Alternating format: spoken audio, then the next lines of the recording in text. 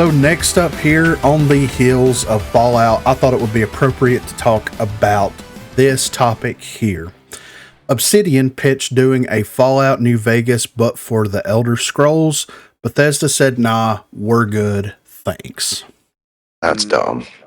Developer and writer Chris Avellino,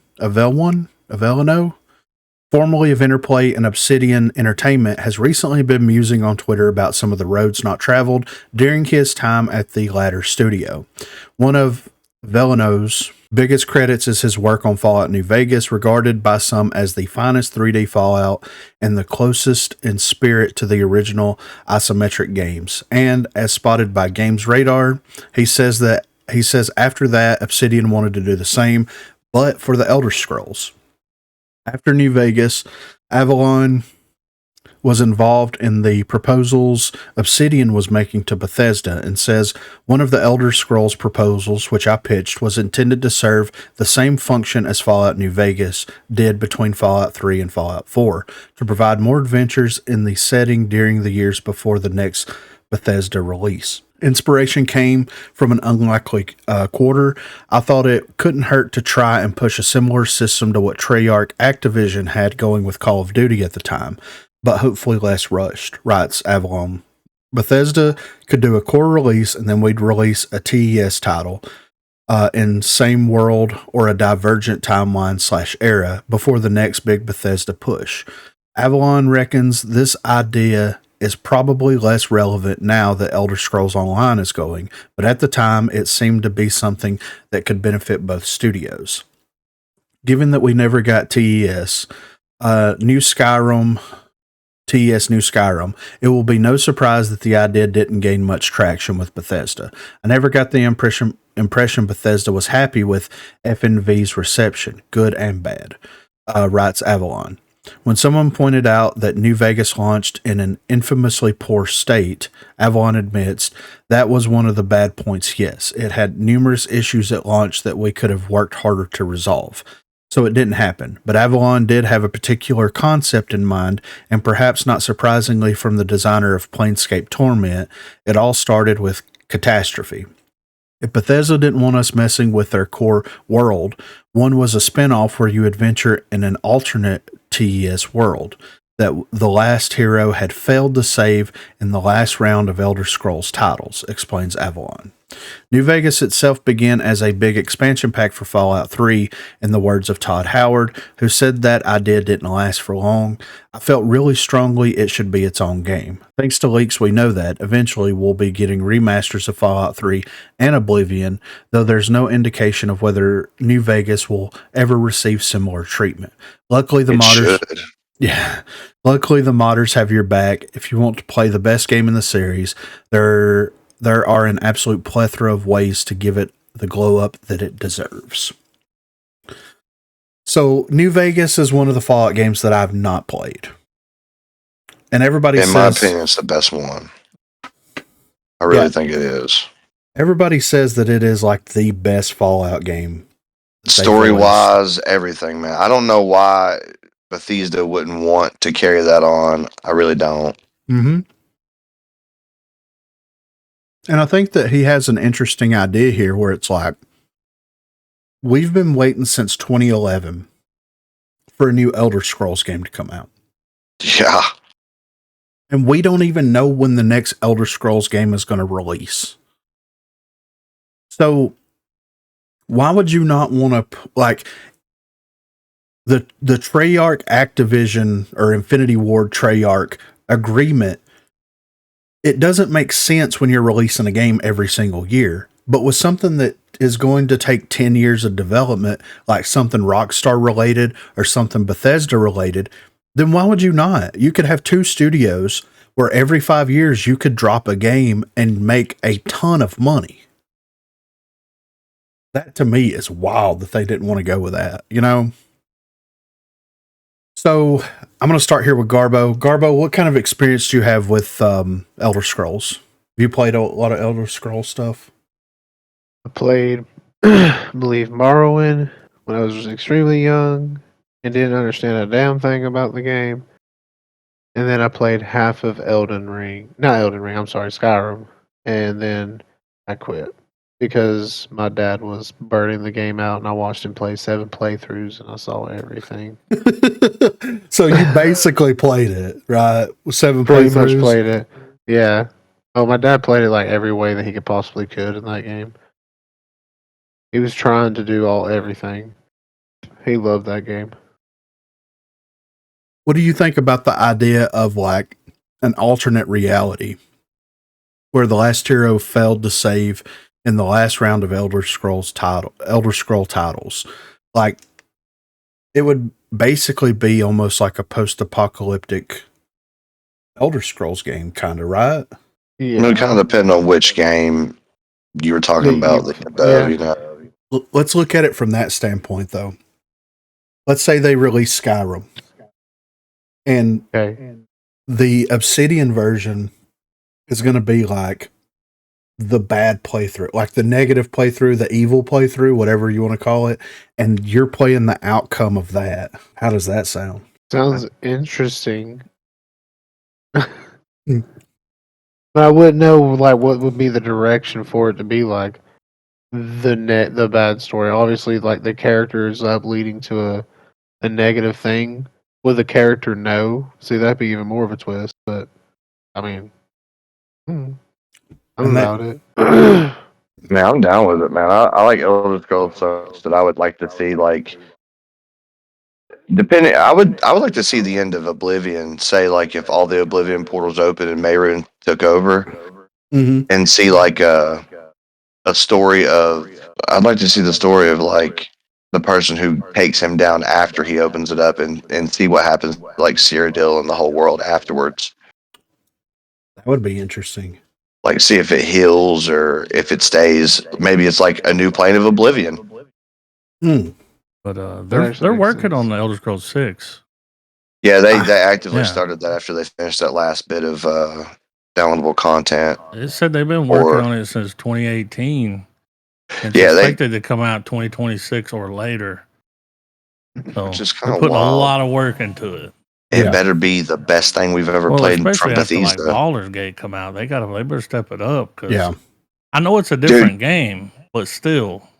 How many? Let's just take a sidetrack here. How many fucking companies do you think had a meeting like the day after Baldur's Gate dropped and was like, "We got to do something different with the game we're developing right now"? Oh, there was articles that were released from developers that said that Baldur's Gate's success is unfair to other developers because they can't do that.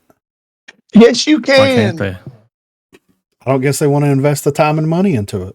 I mean, I know Larian's like a known studio, but I didn't know anything about them until they released this game. Yeah. But they said that Larian was setting an unrealistic expectation of RPG games. How? By making a good game. Because they can't make as many optional endings and optional options to your dialogue. No, they don't want to take the time to do that. That's too much. They just want you to be story driven into one direction, and that's how they want it. Instead of it being like, how many endings does Baldur's Gate offer you? Like, a few, dude. Yeah, I know it's over 10. Like, it's at least like, I think it's like 15 or more. Like, you get the main ending, but then you can mix up the different companion endings as well. Yeah. So, I mean, it's wild. Oh, wait a minute now. Oh. According to the studio, Baldur's Gate 3 has 17,000 different endings. Yeah, it's got a lot. That's all. You'll never run out of every time I play through it. 17,000. Yes. Different ending. Wow. That's insane. Well, that's why Bethesda's upset. They've never done anything like that. No. Not just Bethesda. There's a lot of companies that are upset about that shit. Yeah. Yeah. This is because that's. That is wild. But I think that's that's a problem. That's a common issue in games today. Like, everybody is comparing their game against every other game in the genre. Everybody wants to be the COD killer. Everybody wants to be the Apex killer. Everybody wants to be the Fallout or the Elder Scrolls killer.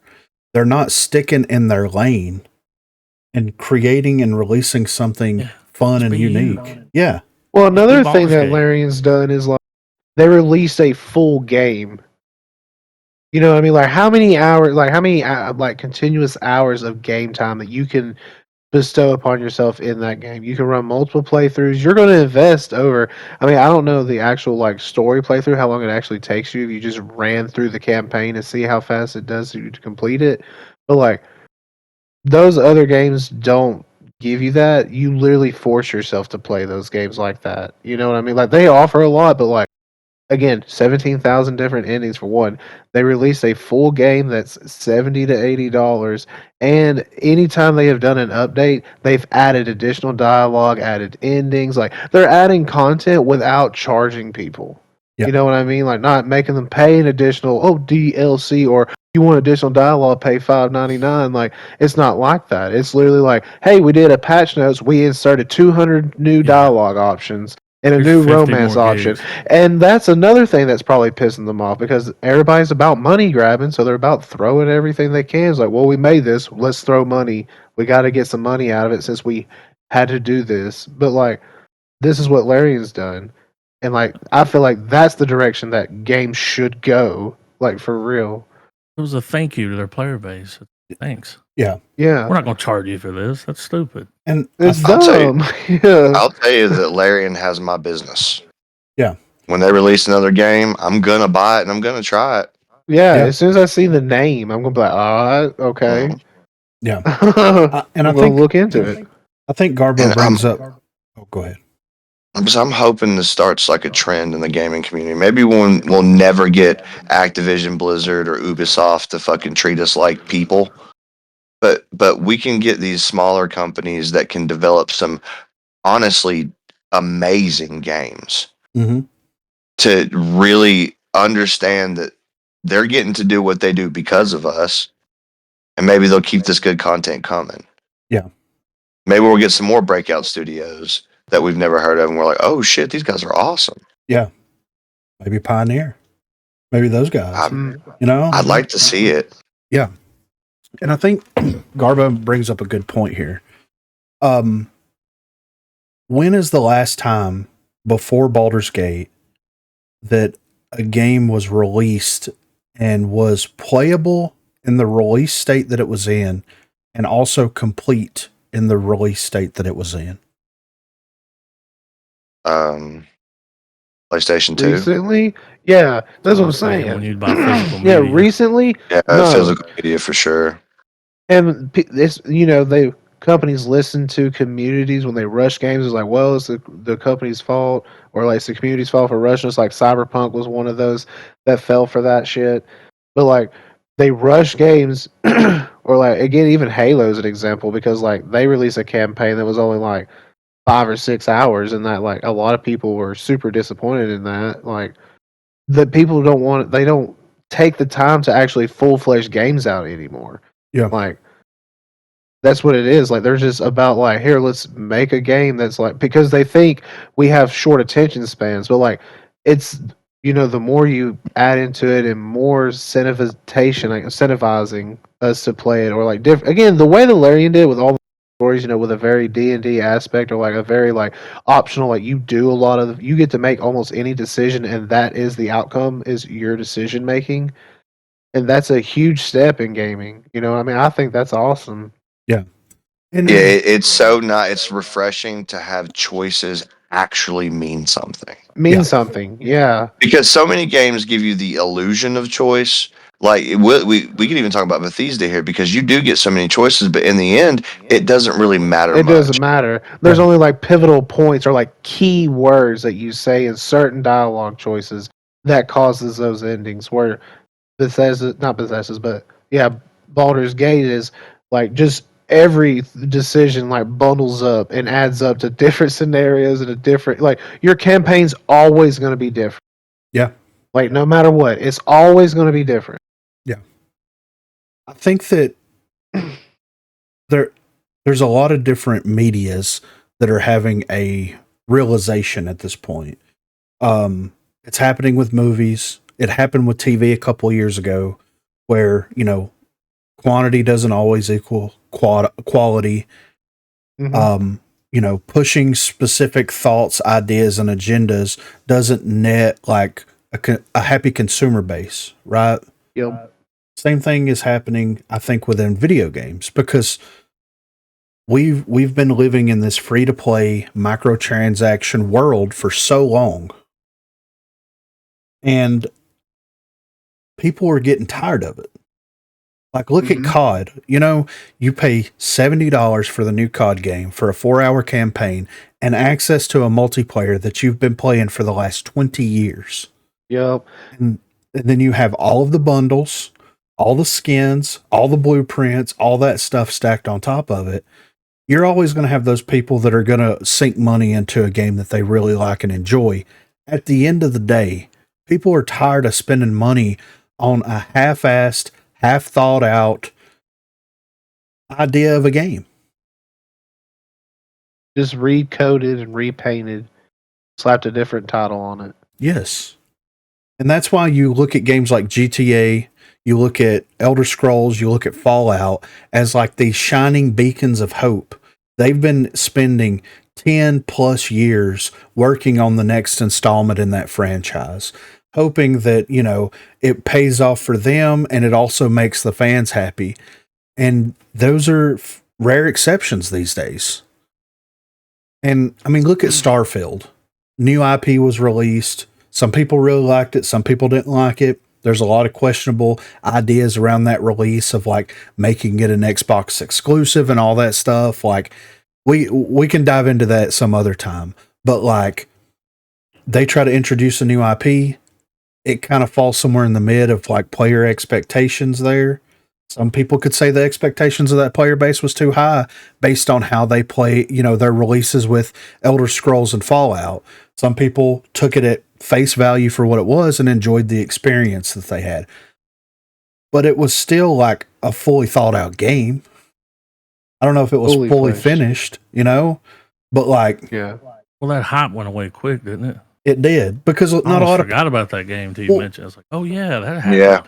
Well, you cut out 50% of your player base when you don't release it on PlayStation. Yup. And like sales for Xbox around the time that it released went up 1,000%. I would have picked it up day one if they sold it on PlayStation. That's the thing. Yeah. So, I mean, in this new era, in this new generation, I would be okay. I'm okay with spending $20, $40, $70 on a game, whether it be an online only multiplayer game or a single player game, if it's worth the money. The last game that I bought that was new was Baldur's Gate. And that was the first game that I bought new since Fallout 4.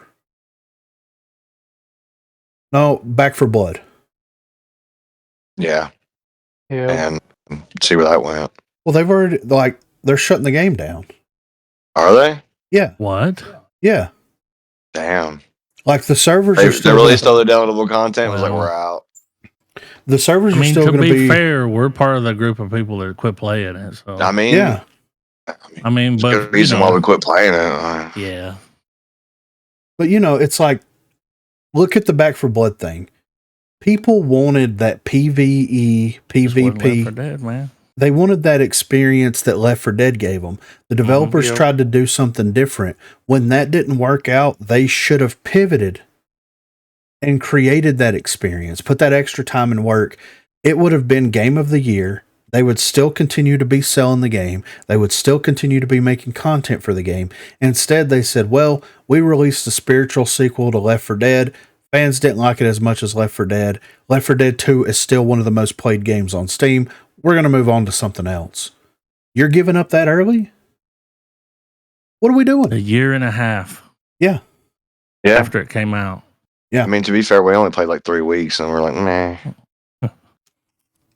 But so with this Obsidian Bethesda stuff, I mean, it's not a bad idea, especially for single player games, to like work in tandem with a couple of studios, because like Fallout, Elder Scrolls, it lends itself to having a greater sense of storytelling from different perspectives because of how the world operates and how you start the game and all that kind of stuff, you know? Why not do that? If you release an Elder Scrolls game that's good every 5 years, then you're going to be getting that nut every 5 years as opposed to waiting 15 years for a game to drop, you know? Well, wait, the game all right, they're not shutting it down. They're not going to make any more content. Yeah. If you got it, you can play it. Because I was like, really? You're just going to turn it off? No, the servers will still be operational. Yeah. But. Okay. Yeah. It's a collector's item, dude. Yeah, right. And maybe if you downloadable contents. Like. Yeah. Yeah, we were there. Yeah. But just imagine what could have been if Obsidian made their Elder Scrolls game, though. You know, in an alternate reality, that happened. Obsidian's a good developer. Yeah, absolutely. And I mean, I've said it before. New Vegas was the best. The story wise was the best. Gameplay was the best. Your choices meant more in that game than the other ones. Yeah.